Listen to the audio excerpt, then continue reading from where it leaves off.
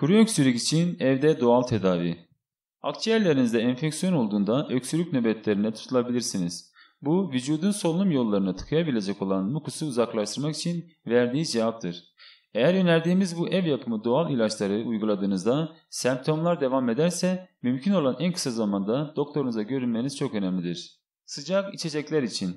Öksürüğün nedeni boğazınızın irrite olmasıdır. Bu sorunu çözmenin en iyi yolu sıcak şeyler içmektir. Çorba, zencefil, limon veya nane çayı nefes yollarınızı açtığı ve mukusu uzaklaştırmaya yardımcı olduğu için bu tür bir sorun için en etkili yoldur. Bol miktarda oda sıcaklığında su içmelisiniz. Ayrıca yatmadan önce sıcak duş almak da çok iyi bir fikirdir. Soğan. Bir soğanı ince ince kıyın. 2 çorba kaşığı bal ekleyin ve soğanın bütün özünün çıkması için yarım saat bekleyin. Bundan şurup gibi günde birkaç kez birer kaşık için. Pek lezzetli olmasa da hem kuru öksürükle hem de gripin diğer semptomlarıyla savaşmak için oldukça etkilidir. Tuz gargarası. Yarım bardak ılık suya kattığınız 1 çorba kaşığı tuz ile yapacağınız gargara kuru öksürüğe karşı oldukça etkilidir. Evde kolayca hazırlayabileceğiniz ucuz ve etkili bir reçetedir. Günde birkaç kez uygulayabilirsiniz. Üzüm. Üzüm ciğerlerinizin gücünü arttırır ve çok etkili bir balgam sökücüdür.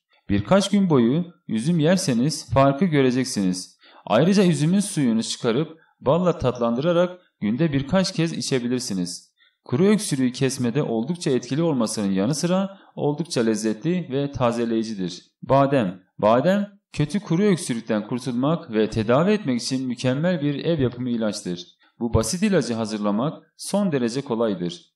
6 adet badem alın ve bir gece boyunca suda bekletin. Ertesi gün kabuklarını soyun ve ezerek macun haline getirin. 20 gram tereyağı ve 20 gram şeker ekleyin. İyice karıştırarak elde ettiğiniz karışımdan öksürük devam ettiği sürece en az 3 gün boyunca günde 2 kez birer çay kaşığı yiyin.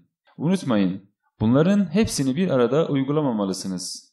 Herkese sağlıklı, mutlu günler dilerim.